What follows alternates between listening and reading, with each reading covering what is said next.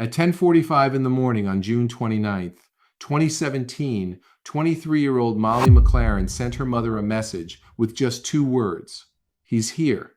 She had deliberately switched to a different gym after the breakup because she was certain Joshua Stimpson had no connection to it. She blocked him on every platform. She went to the police. She gathered evidence. She warned her friends. Together with her mother, she even asked the neighbors to keep an eye out for him. She did everything a person who's afraid for their life is supposed to do. That morning, Joshua walked into the gym, rolled out a mat right next to hers, and then left. Molly waited a few minutes. She made sure he was gone. Then she texted her mother, "I think everything's okay." She had no idea he hadn't left. He was already waiting for her in the parking lot. Just 2 days earlier, he had signed up for a membership at that very gym. That same day, he bought a kitchen knife. Before that, he had already been stalking her, posting lies about her online, uploading videos he had secretly recorded, and even telling police that the worst was still to come. Even after all of that, the system never stopped him. 58 minutes after Molly's final text, a veteran detective arrived at the parking lot and said that in his entire career, he had never seen anything like what he found inside her car. But to understand how a simple Tinder match turned into a carefully planned murder in just 12 days, we have to go back 1 year. Hey guys, let me grab you for just a second. I'm really curious where my audience is watching from, so I'd love for you to drop a comment and tell me what city you're in and what time it is for you right now. Thanks for taking a moment. Go ahead and share that in the comments. And now let's keep going. That summer, before any of this happened, Molly McLaren was 22 years old. And for the first time, it felt like her life was finally coming together the way she'd always dreamed it would. She had a quality that's a lot harder to fake than most people realize. Whenever she walked into a room, people felt seen. Not because she was trying to make an impression, but because she genuinely cared. In the summer of 2016, Molly was 22 and living in Kent, England, slowly building the life she had worked so hard for. From the outside, it looked like she'd already made it through the hardest part that almost no one knew about. Molly was born on May 26, 1994. She was the youngest child in a family held together by the kind of closeness that makes every other hardship a little easier to carry. Her mother, Joanne, who everyone knew as Jo, would later say that having Molly in the house was like having a ray of sunshine, but sunshine doesn't depend on the weather outside. Molly lifted up the people around her even when she wasn't doing well herself. Especially then, she had a close group of friends who had known her for years. They went shopping together, loved getting dressed up, spent weekends at local bars and clubs, and danced until there was no reason left to stay. Molly loved music festivals the way some people love their favorite song, with the kind of excitement you just can't hold back. Every summer, she tried to go to as many festivals as she could. She was always the one dropping festival announcements into the group chat after midnight. She was the one buying tickets before anyone else had even checked the dates. But neither her friends nor her family knew that the person who seemed to have the most energy in any room was spending an incredible amount of strength just trying not to fall apart inside. As a teenager, Molly began suffering from panic attacks. Not the kind people casually talk about, but real ones that hit without warning in the middle of an ordinary day and completely changed the next hour of her life. She also developed an eating disorder, bulimia. That battle lasted for years, and she became incredibly good at hiding it, the kind of skill that only comes with time. She mastered the art of looking completely fine. Her friends had no idea. Her parents didn't know either. She learned how to show the world a version of herself that gave nobody a reason to worry, and she did it remarkably well. The decision to stop hiding everything didn't come with a dramatic moment or some big announcement. Later, she said she had simply grown tired of carrying the burden by herself. She asked for help. She told her family everything, and they didn't turn away from her. If anything, they became even closer. With the support of her loved ones and professional treatment, Molly began working through both her bulimia and her anxiety. It was a real process, slow, imperfect. Her parents were grateful, but they also stayed cautious, the way parents do after they've truly feared losing their child. When Molly became passionate about fitness, healthy eating, regular workouts, and running, Douglas and Joe paid close attention. By then, they had learned the difference between someone who was genuinely healing and someone who had simply found a new outlet for the same obsession. They kept their worries to themselves. They asked questions carefully so she would never feel like she was being interrogated. They waited. They watched. And they never admitted just how frightened they still were. But they saw no signs that the illness was returning. Molly no longer restricted herself around food. In fact, she was eating more, not less.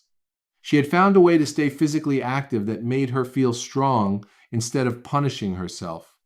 The anxiety never completely disappeared, but she stopped hiding from it. Month after month went by, and little by little, her parents began to relax because they became more and more convinced that their daughter had truly made it through something that many people never fully recover from. The fear they had silently carried for years slowly began to fade, not because they told themselves to stop worrying, but because Molly gave them every reason to believe she had finally overcome it. Every day, she would have to make conscious decisions to stay on track and not allow this disorder to take over her. And she was really good about it. Everyone has bad days, but she was honest. I'm having a bad day. Everyone has a bad day, but this isn't the end. Molly wanted to show people what recovery really looked like. Not the polished version people post to seem inspiring, but the real one. Every messy, uncomfortable part of it. She started a blog where she wrote about building a healthy relationship with food, what it really means to exercise without turning fitness into another form of self-punishment, and the long, difficult journey toward making peace with a body she had once been at war with. She wrote the same way she spoke, honest, straightforward, never softening the parts that didn't need to be softened. Her blog quickly found an audience, especially among young women who saw themselves in her words and had never before heard someone describe that experience with such honesty. People reached out to tell her that, for the first time, they felt like someone truly understood them. Alongside the blog, she also started sharing workout videos on her social media. They weren't professionally produced. They were just Molly. She worked out, showed the process, and spoke openly about how she was feeling. In one of those videos, she paused in the middle of an exercise, looked straight into the camera, and said words that would later become the most accurate description of her life. The same bit every day. I feel like I'm lagging. Everyone gets that bit. Just got to push through. It is not pretty. Molly wanted to show people what recovery really looked like. Not the polished version people post to seem inspiring, but the real thing. Every difficult, messy part of it. She started a blog where she wrote about building a healthy relationship with food, what it means to exercise without turning fitness into another form of self-punishment, and the slow, complicated journey toward living peacefully in a body she had once been at war with. She wrote exactly the way she spoke, honest, direct, never softening the truth when it didn't need to be softened. Her blog quickly found an audience, especially young women who saw themselves in her words and had never heard anyone describe that experience so openly. People wrote to tell her that, for the first time, they felt like someone truly understood them. Along with her blog, she also started posting workout videos on social media. They weren't professionally edited, they were just Molly. She worked out, shared the process, and spoke honestly about how she felt. In one of those videos, she paused in the middle of an exercise, looked into the camera, and said words that would later become the most accurate description of her own life. She wasn't saying it for the camera. That's simply how she faced hardship. And she did it with such honesty that other people started believing they could be just as open themselves. Both the blog and the videos had one thing in common. They showed the real Molly, not a carefully crafted image, not someone who already had all the answers, but someone who was still figuring things out, someone who kept working on herself, someone who was still imperfect and wasn't afraid to let people see her that way. That willingness to be open while she was still in the middle of the journey instead of waiting until there was a perfect ending was exactly what made her work feel so genuine to the people who found it. At 21, Molly enrolled at the University of Kent to study sports science. The campus was close enough to home that she could live with her parents and save money. While studying, she worked several part-time jobs, including waiting tables. Even with all of that, she earned excellent grades. She was training to become a fitness coach. She wanted to turn everything she had learned through her own struggles into something that could help other people. That was exactly who she was. She never liked keeping something to herself if it could make someone else's life better. By the summer of 2016, Molly McLaren was 22 years old. She was studying, working, writing, going to music festivals, and she was surrounded by people who genuinely loved her. Bulimia was behind her. Anxiety was no longer a secret. She had learned how to live with it. Her parents had finally stopped living in constant fear. Her friends were exactly the kind of people you hope to have by your side during your 20s. No matter how she looked at her life, everything seemed to be falling into place. It felt like only one thing was missing. Molly had never been in a long-term romantic relationship. There had been a few dates. Once she had dated a guy for a few months, but nothing that turned into the kind of relationship she had always wanted, and she didn't take that lightly. She wanted something real, a relationship with a future. She wanted to find someone she could build a life with, not someone to simply spend Saturday nights with. She approached it seriously, just like everything else in her life. With the same honesty people recognized in her blog posts, in her workout videos, and in the conversations she had with friends whenever they needed someone willing to tell them the truth. So she did what a lot of people do when the usual ways of meeting someone aren't working anymore. In July of 2016, she downloaded Tinder. She matched with a few people and exchanged messages, but nothing really clicked. Nobody stood out. Then, about 3 weeks after installing the app, she came across a profile that felt completely different. It belonged to 26-year-old window salesman Joshua Stimson, who lived in the village of Woodham, about 9 miles from where Molly lived. Based on everything she read in his messages, he seemed like someone who understood things she never had to explain. A strong connection developed between them, one that existed entirely through messages for months. Joshua lived nearby, but Molly was busy with school, work, and everything else in her life. They didn't meet in person until November of 2016, 4 months after matching on Tinder, 4 months of texting every single day, talking every day, the kind of constant attention that can make you believe, even before meeting someone, that there's something truly special between you. In reality, it doesn't prove anything. It only means that the person on the other side of the screen has constant access to you and deliberately chooses to keep that connection going. Molly had no reason to see it any differently. She saw a man who was genuinely interested in her, a man who made time for her, someone who showed up on her phone the way people do when they want to become part of your life. And when they finally met face to face, everything seemed to confirm what their conversations had promised. Molly told her friends and family that she thought she had finally found the person she'd been searching for. She had no way of knowing what was hiding behind that mask. Because behind it, there was already another story. Joshua Stimson worked as a window salesman. The job required exactly the same skills he had used during those 4 months of daily conversations. Quickly figuring people out, showing them the version of himself they wanted to see, and keeping that image alive long enough to turn a first impression into a serious relationship. Former coworkers would later say he immediately stood out from the other applicants. Charismatic, confident, exactly the kind of person employers are excited to hire. But those same coworkers also described the man he became just weeks before the murder. A man who barely spoke to anyone at work anymore, who sat quietly at his desk looking completely defeated, who could suddenly burst into tears in the middle of the workday, who started missing more and more shifts until he was eventually moved to part-time hours. The man who made an outstanding first impression and the man who slowly unraveled in front of his coworkers were both Joshua Stimson, and Molly never truly saw either one. Before Molly, there had been other women, not just one, several, women who had filed complaints about him, women who all described the same pattern: charm, moving too fast, gradually becoming more controlling, and an absolute inability to accept a breakup. But those complaints were never collected in a system that future police officers could actually see.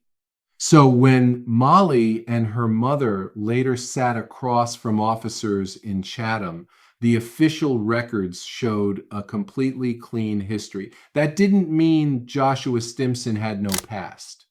It meant the system simply wasn't designed to connect and preserve information like that. It only took a few weeks before the first warning signs appeared. Joshua quickly became increasingly possessive and controlling. He wanted to spend every free minute with Molly. He became angry whenever she spent time with friends. He got upset whenever she wanted to focus on school by herself.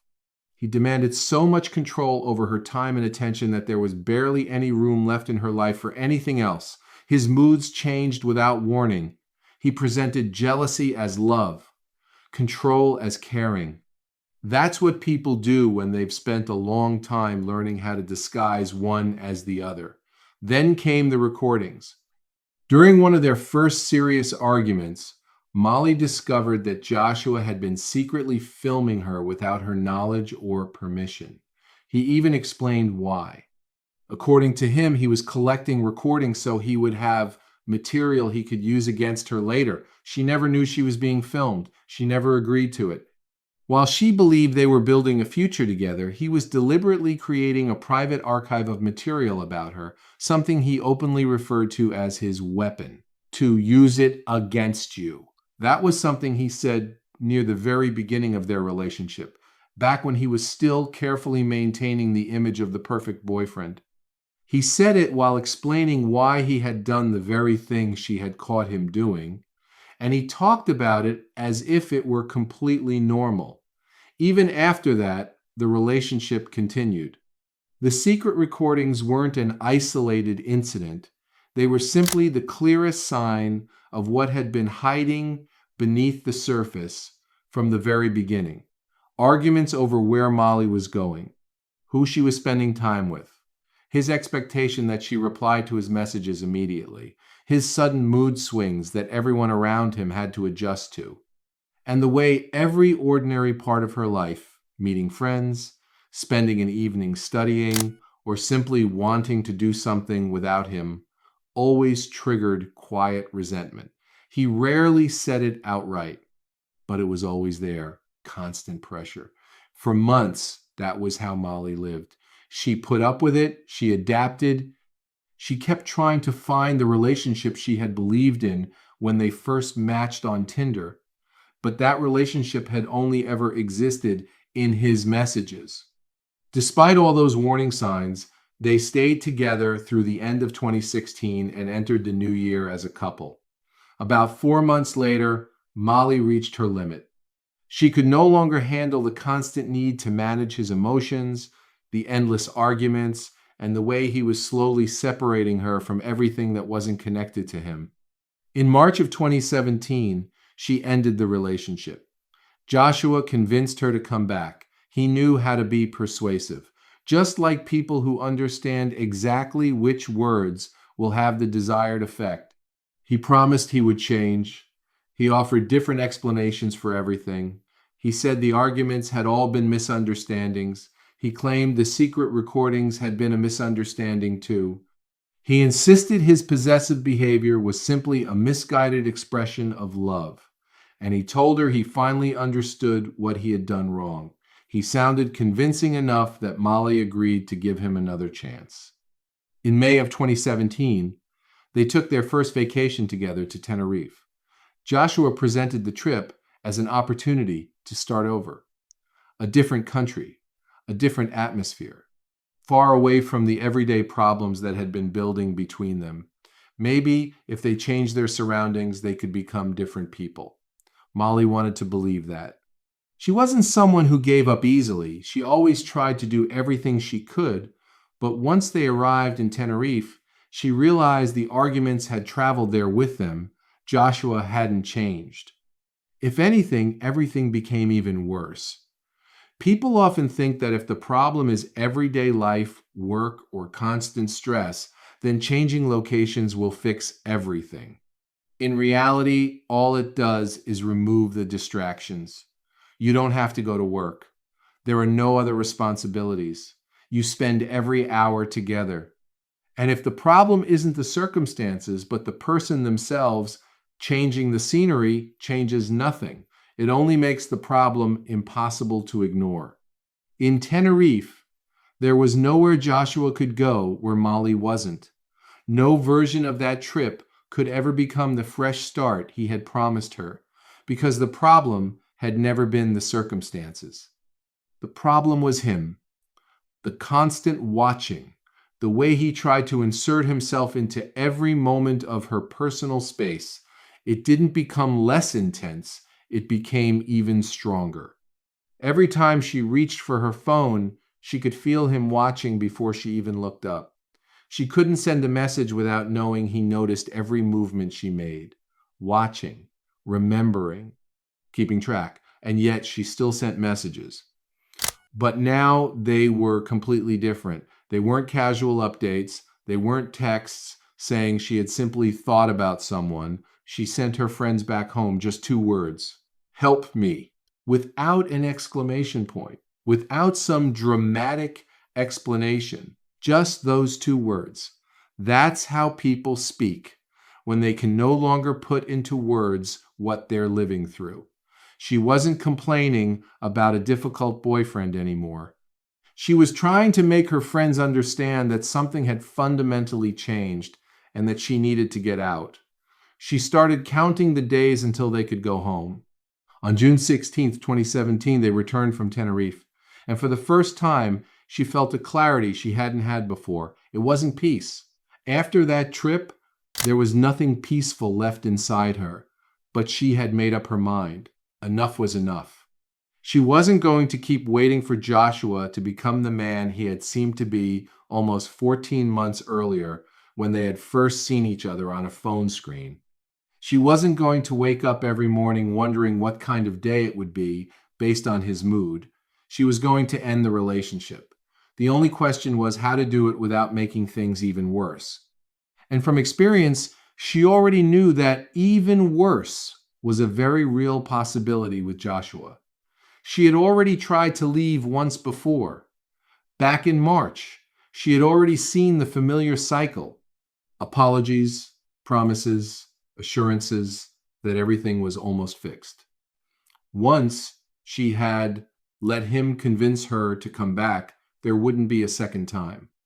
No matter what he said, no matter how he tried to explain it away, by July, she had no intention of still being with him. She was going to make herself perfectly clear in front of witnesses, and she wasn't going to respond to whatever came afterward. She knew exactly what usually came next. She believed she was prepared, but no one could have been prepared for what happened over the next 12 days. On the evening of June 17th, Molly went out with her friends. She invited Joshua not because she wanted to be with him and not because she was giving the relationship one last chance. She wanted other people there when she told him what she needed to say. She wanted witnesses. There was a sense of protection in that, a public place, people she trusted. Before the night was even over, Joshua started an argument. What triggered it doesn't really matter anymore. What matters is what happened next. Molly had finally reached her breaking point. The patience she had spent months giving to his controlling behavior, the secret recordings, and the possessiveness that had been there from the very beginning was gone. Right there in the bar, in front of her friends, she ended the relationship. The moment Joshua heard those words, he didn't turn back to Molly. He turned to her friends and shouted, "They broke up! She dumped me!" As if they were the ones he had come to plead his case to, as if one of them was supposed to step in to tell him he was the one who had been treated unfairly, or convince Molly she was making a mistake. He started yelling even louder. Then he stormed out of the bar. For a few hours, it felt like everything was finally over. But by the very next morning, her phone was flooded with messages. First came the apologies, just like before. Long, detailed messages listing every mistake he had made with such precision that they sounded less like genuine remorse and more like someone had taken Molly's own experiences, rewritten them in his own words, and handed them back to her. Molly had seen this before. She had already fallen for it once. She read the messages, and she didn't reply. When his tone changed, when the sweet words ran out and the anger began showing through, just as it always eventually did, she blocked his phone number. Then she went through every one of her accounts and blocked him on every platform she used. That was the moment everything escalated to an entirely different level. Joshua's response to being blocked wasn't to walk away. He didn't accept that the relationship was over. His reaction revealed exactly how he saw the situation. He didn't see a boundary. He saw an obstacle, and the way he chose to get around it said everything about what he was willing to do. He didn't disappear. He started trying to destroy her life. Molly had spent years rebuilding herself. She had overcome the eating disorder that had defined part of her early 20s. She had openly shared her recovery journey. Fitness had become more than a hobby. It had become her purpose. None of that was just social media content. It was visible proof of how far she had come from the darkest period of her life. Her parents had watched her recover. Her friends had walked that journey beside her. The people who followed her online admired the story of a young woman who had fought through unimaginable struggles and come out the other side. Joshua knew all of that. He had sat across from her at dinner while she talked about it. He had listened carefully. Then he began publicly claiming that the only reason Molly stayed thin was because she used cocaine. He made sure her family would see those posts. He tagged her friends. He did everything he could to spread those accusations among the people who knew her and trusted her. It was the kind of accusation that's almost impossible to disprove, because every denial only draws more attention to the lie itself. He wasn't posting those things for Molly. She had already blocked him. He was posting them for everyone else. He wanted to destroy the reputation she had spent years building, and he was doing it from places she could no longer access, through platforms where she couldn't even see what he was saying anymore. Then he uploaded the recordings, the same videos he had secretly filmed without her knowledge. Arguments between them, recorded on his phone while she had no idea she was even being filmed. He posted those private moments completely stripped of their context, creating the version of Molly he wanted everyone else to see. Every recording was meant to serve as evidence, not evidence of anything specific, just evidence against her, evidence meant to make people doubt everything she said about him. Molly first learned about the posts from her cousin, who called to tell her what was happening. Because Joshua was blocked, she couldn't see the posts herself, but they kept reaching her through people she knew. He made sure of that. Then he found another way to contact her. He downloaded a different messaging app and started sending threatening messages through a channel she hadn't blocked yet. Every time she closed one door, Joshua opened another. To him, the question was never whether she wanted to communicate. He believed access to her was his right, and that her consent didn't matter. Molly told her friend she was scared. Not that she was annoyed, not that she was upset about his posts. Scared. That was the exact word she used, and that word mattered. By then, she wasn't talking about a difficult breakup anymore. She wasn't complaining about an ex who refused to leave her alone. She had already gone through all of those emotions. Frustration, disbelief, anger. Only one thing remained: fear. And she could explain exactly why she was afraid. She said it plainly. She didn't soften her words. She didn't say maybe or I think. She didn't try to make the situation sound less serious so it would be easier for other people to hear. She simply said she was afraid. She told people she believed Joshua was capable of physically hurting her, and the people who heard her believed her because they could see what was happening with their own eyes, and they became afraid for her too. When one of her friends asked her directly whether she thought Joshua might actually attack her, she answered yes, without hesitation. Not as a guess, not as someone trying to convince herself it would never happen, just yes. Together, she and her mother spread everything out across the kitchen table. Every screenshot, every threatening message, every post, they organized it all, printed everything out, put it into a folder. Then they drove to the police station. It was June 22nd, 2017. The verdict has brought us a small measure of comfort, but it seems that nothing will take away the pain or allow us to come to terms with our Molly being taken from us. We are serving a lifetime of pain, anguish, and loss. Thank you. The officers ran a background check on Joshua. They found nothing. No previous reports, no history, no warning flags anywhere in the system. Officially, he had a completely clean record. They told Molly that without any previously documented incidents, there was very little they could do. Even so, they agreed to call him. They put the conversation on speaker so Molly and her mother could listen. Joshua insisted he hadn't done anything wrong. Then he added, "If you think things are bad now, just wait and see what's coming next." He said it to the police. During the call, knowing Molly was listening inside a building full of officers, he spoke with the confidence of someone who expected no consequences for what he was saying. It wasn't an emotional outburst. It wasn't a slip of the tongue. It was a calm, deliberate statement. Through the police, he delivered a message to the woman who was afraid of him, telling her that everything he had done so far was only the beginning. The police never logged the call. No incident number was created. No case was opened. Nothing was entered into any system that might have alerted a future officer that this had already happened if Molly came back for help or if something worse occurred. Molly and her mother walked out of the police station with nothing, and even more frightened than they had been when they walked in. Imagine sitting in that room and hearing those words.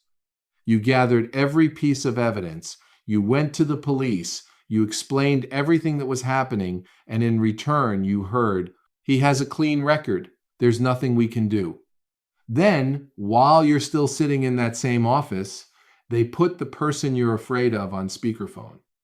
And, knowing you're listening, he calmly tells you, "This is nowhere near the worst of what's coming next." He never hesitated. Not inside a police station, not in front of police officers, not while the woman he was stalking sat just a few feet away from the phone. Then the call ended. The officer hung up, and no one wrote anything down. You walked out of that building carrying the same folder of documents you had brought in, except now you were even more afraid. The only difference between June 21st and June 22nd was this. Now he knew you had gone to the police, and it hadn't stopped him. That was what Molly and her mother went home with after leaving the police station on June 22nd. 2 days later, Joshua walked into the police station himself. He claimed Molly was damaging his reputation, and he filed an official complaint. That complaint was recorded. An official report was created. His name appeared in the system. His complaint was documented, entered into the database, and could be found during any future search. His paperwork existed, hers didn't. Not long afterward, Molly went back to the police. Joshua's posts were still online. This time, her report was officially logged. Later, she was told that Joshua had agreed to remove the content. But legally, the officers said, there was still nothing more they could do. So Molly and her mother printed out photographs of Joshua. They went door to door through the neighborhood. They knocked on people's doors. They explained what was happening. They asked neighbors to watch for him and to call if they saw him anywhere near their house. 2 women carrying printed photographs were forced to build their own neighborhood watch because the official system had already sent them home twice without real help. Think about what it takes to print a photograph of the person you're afraid of. You walk up to the door of a neighbor you barely know. You calmly explain clearly enough that they'll understand and gently enough that they'll believe you that your daughter's ex-boyfriend has been threatening her, and you ask them to keep an eye out if they see him. Then you repeat the same conversation at every house in the neighborhood. You do it because the police station exists. You've already been there twice, and twice you've walked out with nothing. So this walk, this neighborhood, these printed photographs, they are the only tool you have left that might make any difference. This wasn't their failure. This is what happens when every official avenue has been exhausted and the fear never goes away. Every step Molly took during those weeks was the right one. She saved the evidence. She went to the police. She completely cut off all contact. She told the people around her exactly what she was afraid of. She did everything she was supposed to do. And still, none of it created the official record that should have followed Joshua, because the phone call in which he directly promised that things would get worse was never officially documented. And there was a reason Joshua appeared completely clean in the police system. Before Molly, there had been other women, other reports of his stalking, other documented accounts, and none of them had led anywhere. That was why when Molly and her mother sat across from those officers, the man they were describing looked on paper like someone with no history at all. Just a man who had argued with his ex-girlfriend. The gap between reality and what was recorded in the system wasn't some minor detail. It was a direct link between an institutional failure and everything that happened afterward. Life couldn't simply stop. Molly enrolled in courses to become a certified personal trainer.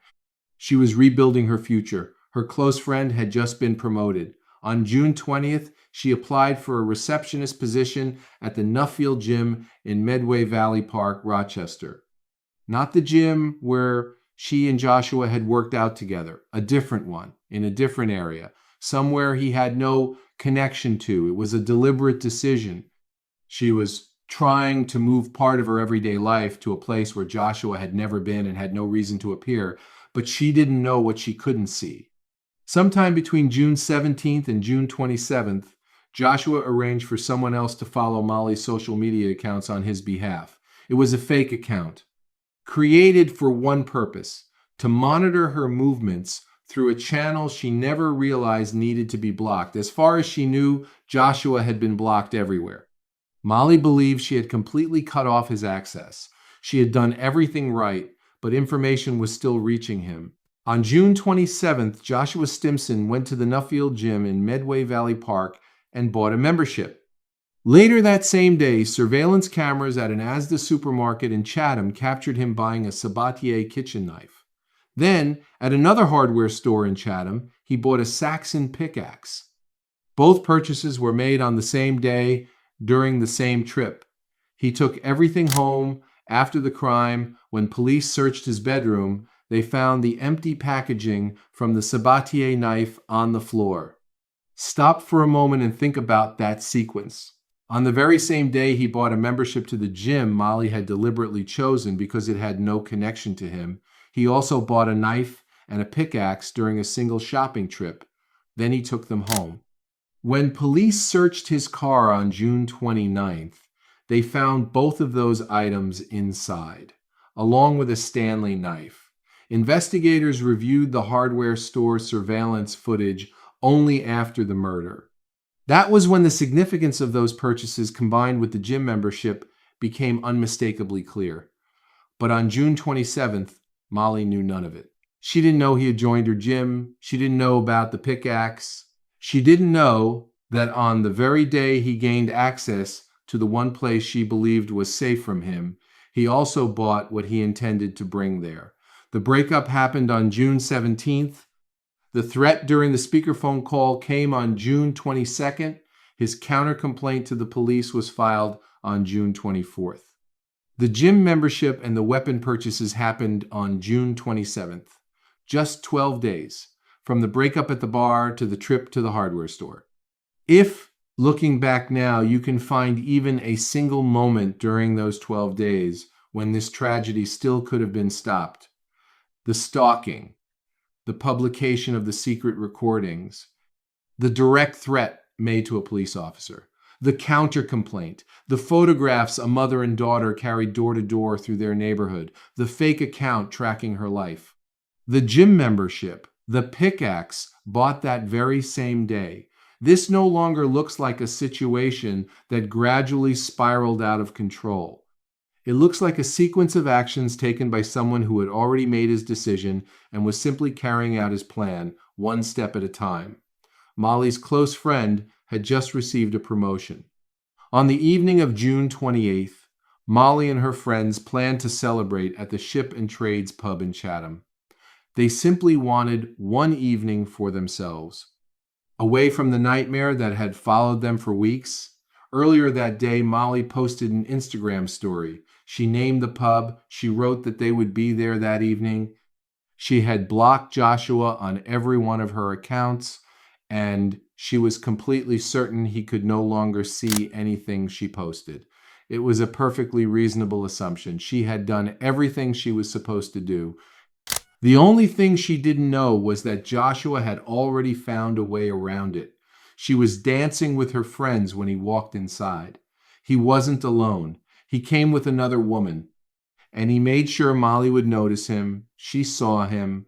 She listened to what she felt and realized she wasn't jealous at all. Whatever feelings she had once had for him were completely gone. Only one thing remained: cold, clear, and painfully familiar. Fear. Joshua walked past her table several times with the woman he was with, back and forth, again and again. He was deliberately turning it into a performance. He wanted her to watch. He wanted a reaction. Molly moved her belongings to another part of the pub. She kept her phone in her hand, and she texted her mother. She told her Joshua had shown up too, and that she had no idea how he had found out where she was. Then she saw him leave through the front entrance. He walked out of the pub, and he never came back. Molly kept looking at the door for a little while longer, and she felt something inside her change. Her friends immediately told her to go home. Her mother said the same thing. She picked up her bag, and for the first time in a long time, she felt relief. Small, but real. That particular feeling when you think, he's gone, I can leave now, this night is finally over. She had no idea what Joshua did after he walked out of the pub. He went to the parking lot, but he didn't leave. He returned to his car, parked it where he could see the exit, and waited. He sat there long enough for the relief Molly felt inside the pub to turn into certainty. She was only 23 years old. She had spent weeks living in constant fear. She deserved at least 2 minutes of feeling safe. The next morning, June 29th, Molly woke up early and went to work out at the Nuffield gym. That morning, she didn't post her location anywhere. For Joshua, it was the first day off after switching to a reduced work schedule. At 10:45 that morning, Molly was working out at the very gym she had deliberately chosen because it had no connection to Joshua. She looked up and saw him walking inside. That morning, the gym was almost empty. Just the two of them. She watched as he rolled out a workout mat right beside her and started exercising. Then she looked at him and asked directly, "Are you stalking me now?" He answered, "I don't think that's any of your business." She took out her phone and texted her mother, "Mom, he came to the gym and sat up right next to me." Then she called her. Her mother told her to leave immediately and go home. She also sent a message to her friends in WhatsApp. "I feel like I'm constantly looking over my shoulder." Suddenly, Joshua stood up abruptly and walked out of the workout area. Security cameras captured what happened next. He walked toward the entrance as if he was about to come back inside. He stopped by the doors. Then he turned around and left the building completely. But he didn't go to his car. He walked into the parking lot and waited, as if he knew Molly was already gathering her things and wanted to be outside before she was. Molly stayed inside for a few more minutes. She saw him leave. She checked. She waited what anyone would consider a reasonable amount of time. She did exactly what anyone would have done after seeing an unwanted acquaintance leave the building. She waited long enough to believe it was finally safe. Only then did she walk outside. She headed across the parking lot toward her Citroën, which was parked nearby. Before she could even reach the driver's door, Joshua pulled up behind her in his car. He tried to get her attention. Molly ignored him. She got into the driver's seat. But she didn't have time to close the door and lock it. He was already there. He yanked the door open. Molly started screaming. A man named Benjamin Morton, who was walking his dog nearby, saw what was happening and ran toward the car. Another witness, Cody Jarvis, also saw the attack unfold in the parking lot and immediately called the police. Morton tried to grab Stimson and pull him away from Molly. He even tried to trap his leg in the car door to stop the attack. He managed to grab hold of his leg, but it slipped free. By then, Molly was already covered in blood. He couldn't stop what was happening.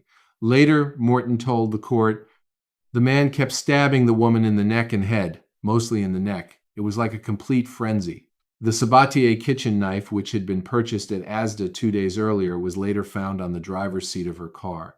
At some point, Stimson stopped the attack. He got out of the vehicle, then began pacing back and forth across the parking lot. When the police arrived, Joshua Stimson walked up to the officers on his own. He was completely covered in Molly's blood and said only 2 words, "Are you here for me?" He didn't run, he didn't hide. He stopped the attack, got out of the car, and waited for the police in the parking lot. And when the officers arrived, he identified himself. The calmness, the way he paced across the parking lot, the way he waited, those 2 words, every bit of it was entirely consistent with everything he had done over the previous 12 days. It was the same pattern as buying a knife and a pickaxe on the same day, the same pattern as purchasing a membership at the gym Molly had specifically chosen to get away from him, the same pattern as calmly threatening a police officer over speakerphone when he said, without raising his voice, that the worst was still to come. Throughout those 12 days, there wasn't a single moment that suggested he had lost control of himself. Not one. Every step he took pointed to someone who had already made up his mind, someone who had a plan and was simply carrying it out.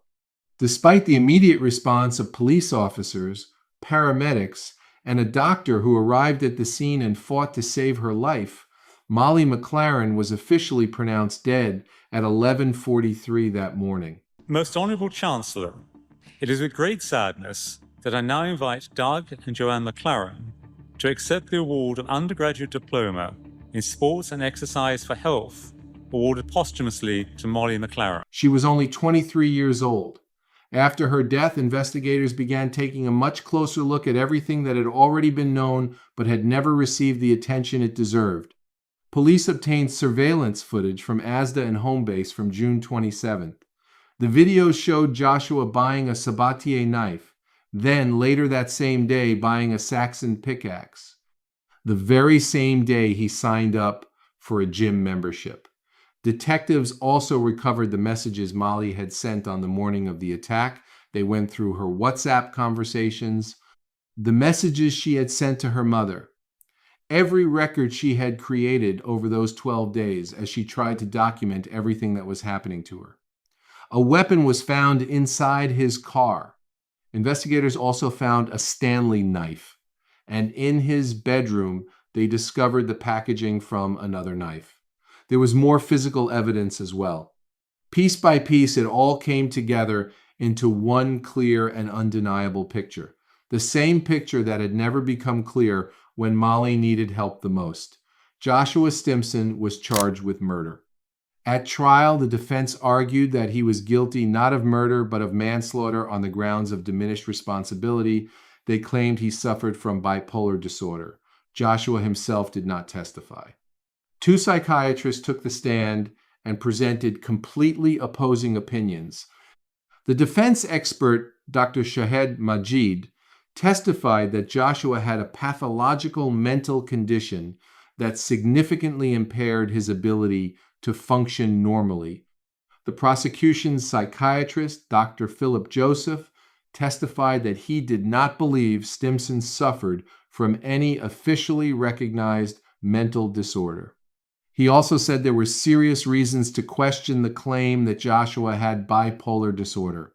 Led by Philip Bennett, KC, formerly QC, the prosecution carefully walked the jury through the entire timeline. The match on Tinder, the relationship, the secret recordings, the social media posts about cocaine, the phone call police overheard, the counter-allegation Joshua filed 2 days later, the purchase of the weapons on June 27th, the gym membership he signed up for that very same day, the fake account he used to keep tracking Molly's movements while she believed she had blocked him everywhere. From the very beginning, the prosecution rejected the defense's claim of diminished responsibility. The person standing before the jury was not someone who had suddenly lost control. He was someone who had planned everything. The jury also heard from eyewitnesses. Benjamin Morton described in detail everything he had seen. Cody Jarvis testified that he watched Stimson pull into the parking lot, violently throw open his car door, and then heard Molly screaming. He said her screams could be heard from the other side of the parking lot. Two of Joshua's former girlfriends also testified. Both told the jury that after their relationships ended, he stalked them too. This was not new behavior. And it was not the first time he had treated a woman this way. It was a pattern that had developed over many years, one that had been reported before.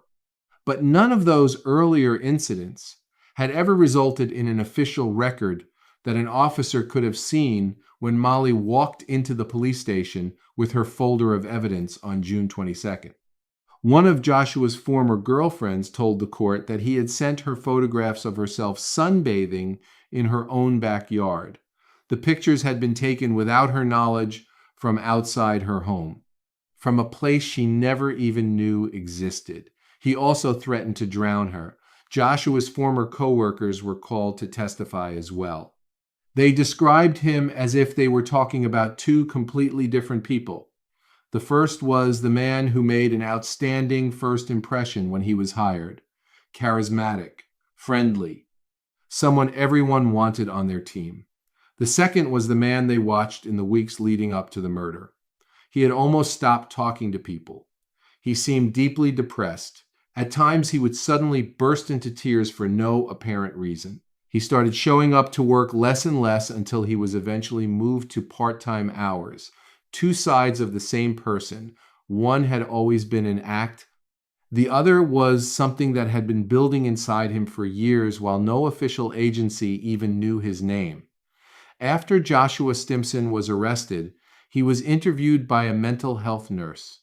She asked him whether he had ever thought about harming Molly. He replied, "Maybe yesterday, but I didn't act on them." When he was asked whether he had been struggling with his thoughts, he said, "I guess I was. Otherwise, I wouldn't have done it." The case also revealed the involvement of one of Joshua's acquaintances. She knew what had been going on. When Joshua found out that Molly had blocked him on Facebook, he told her about it. She replied, "Don't worry. If we need to, we can keep an eye on her through my account. People around him knew. They saw what he was doing, and some of them even offered to help. The jury, made up of 8 men and 4 women, deliberated for less than 4 hours. Then they returned with a unanimous verdict. Guilty of murder, less than 4 hours, 12 days of preparation. 12 months of a relationship. Reports made to the police. Counter allegations. A surveillance network built with printed photographs and fake social media accounts. The jury heard every bit of it, and in less than 4 hours, they reached the only conclusion the evidence supported. Joshua Stimson never denied killing Molly. His only defense was that he supposedly wasn't in control of himself. That a mental condition had taken away his ability to understand what he was doing. The jury decided that simply wasn't true. Buying a knife at Asda, buying a pickaxe at home base, signing up for a gym membership, tracking Molly through a fake account, choosing to wait for the very woman who had just texted her mother that it finally seemed safe to go outside. None of that looks like the actions of someone who had lost control. It looks like the actions of someone who had already made up his mind, someone who simply carried out his plan one step at a time. When the sentence was announced, shouts erupted from the courtroom. Yes, Molly's mother, Jo, and her friends, who had attended every single day of the trial, broke down in tears. Many of them were the very people Molly had been calling and texting throughout those 12 days. They were the ones she told she was afraid. They were the ones who watched her do absolutely everything right. And still, they couldn't make the system see what they had seen all along.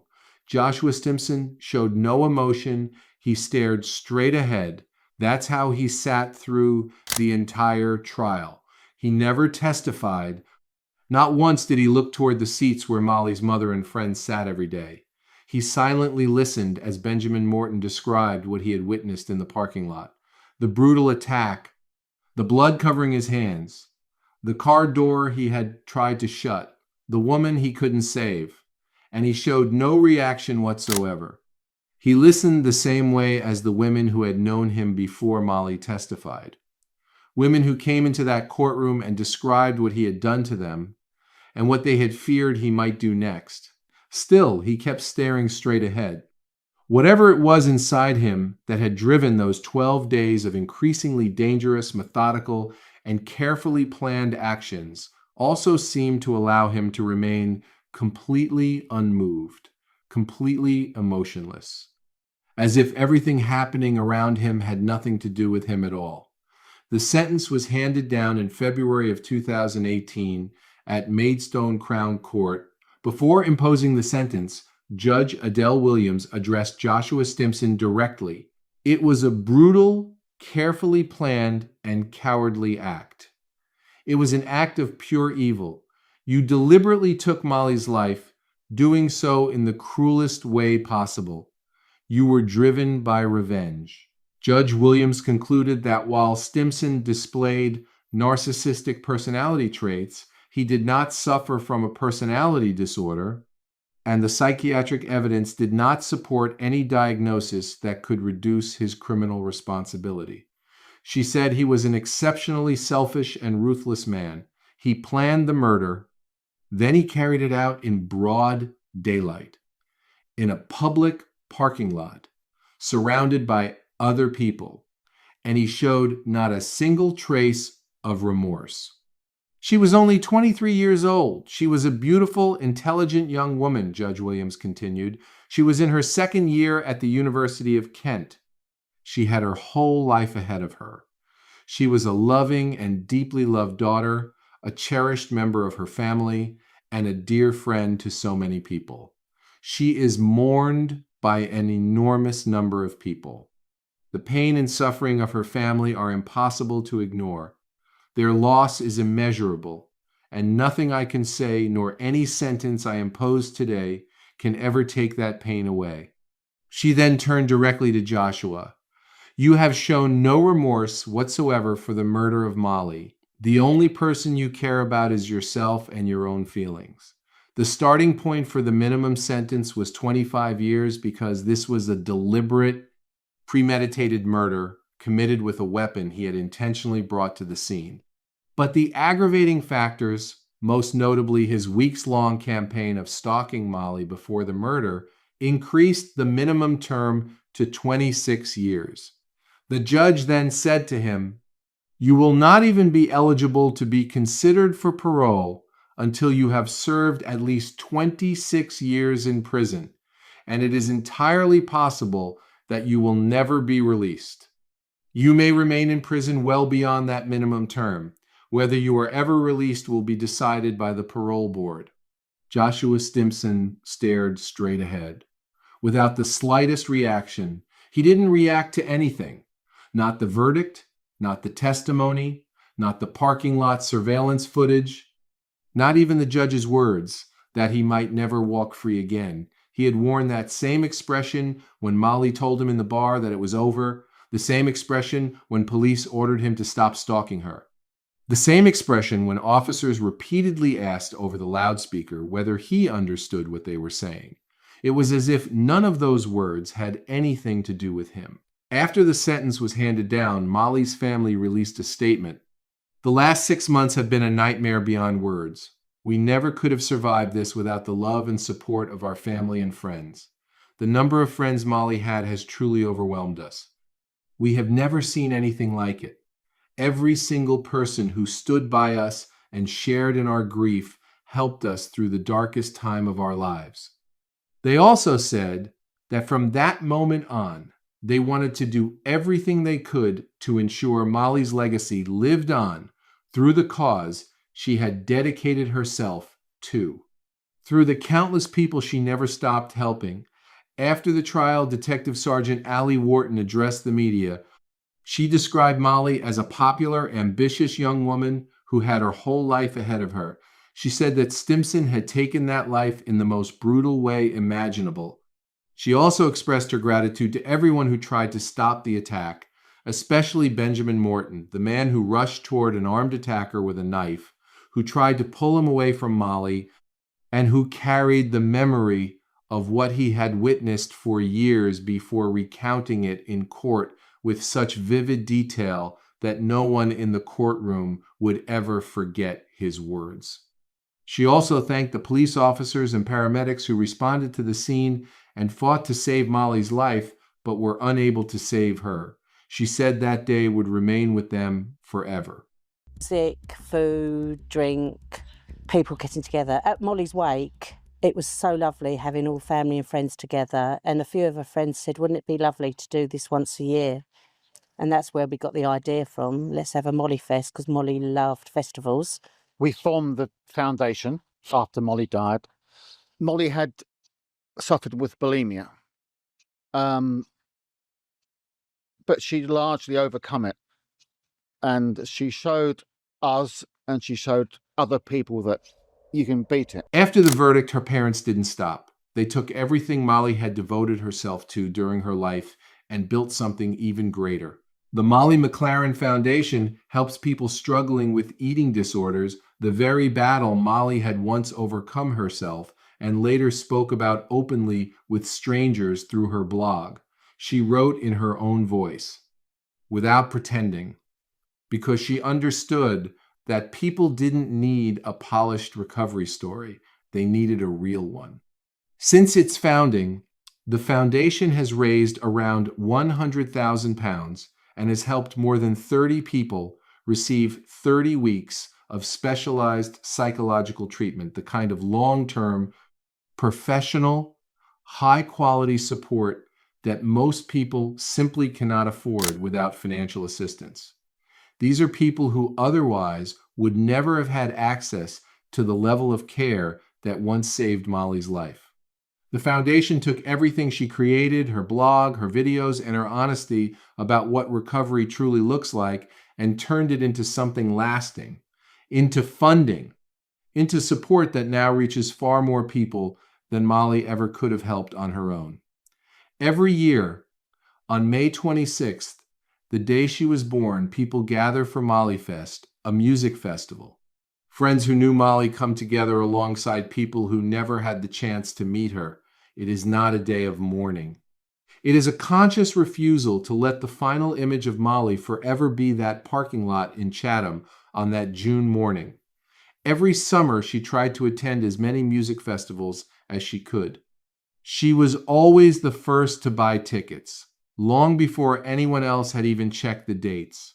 A festival on her birthday is more than a memorial. It is exactly the kind of day she would have loved. Her case also changed the law. After Molly's death, police forces across the United Kingdom were required to officially record every report of stalking without exception. Every report now creates a permanent official record. It cannot be erased, and it cannot be overlooked by the next officer who searches that person's name.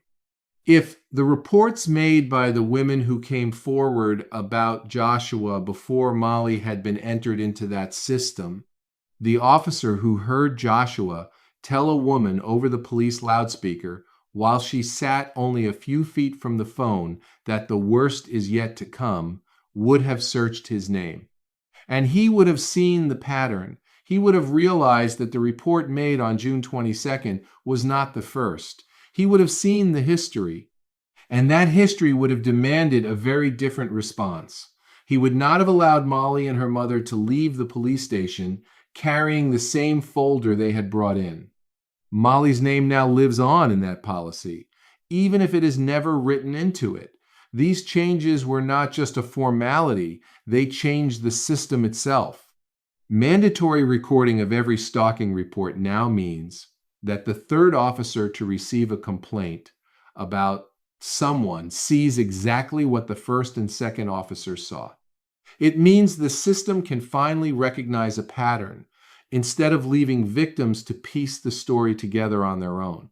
It means that when a woman walks into a police station and reports a man who is threatening her, the officer no longer sees an empty history. He sees the previous reports, he sees the past, and that means the same clean record Joshua Stimson hid behind during those 12 days, a record created not because his behavior didn't exist, but because there were no officially recorded reports documenting it, can no longer exist the way it did then.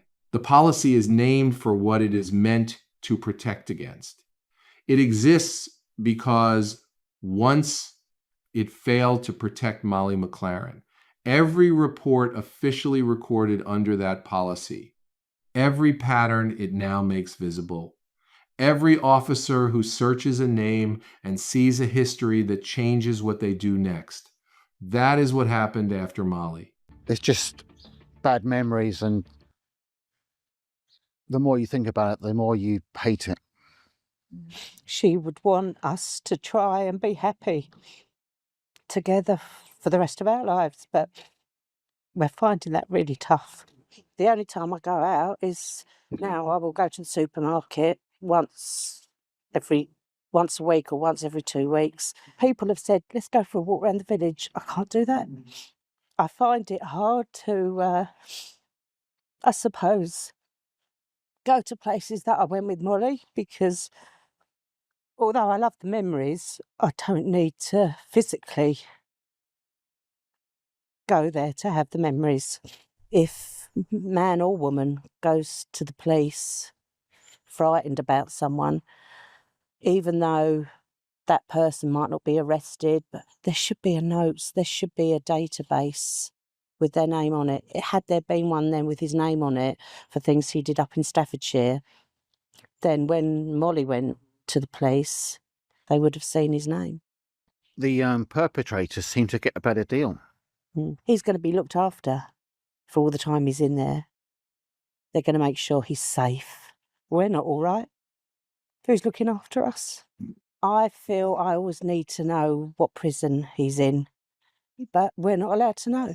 And it just seems to be he always gets the better deal. Do you think about him day to day? I try not to, but he creeps into my thoughts. Especially because of the effect he's having on Doug and I now. I don't want to give him the pleasure. And I'm determined he's not going to get the better of us. Someone can tell police exactly. A person can tell the police exactly what they intend to do to you, and those words can still end up never being officially recorded. The only thing that creates an official record is someone actually entering it into the system. The only thing that changes what the next officer sees when they search a person's name is that at some point, someone entered that information into the database. Molly McLaren did everything she was asked to do. She reported the stalking. She collected evidence. She walked into the police station with her mother carrying a folder full of proof. And she sat in that office while the man threatening her made even more threats over the loudspeaker to the officers who were supposed to protect her. Yet none of it became an official case. None of it followed him in the system.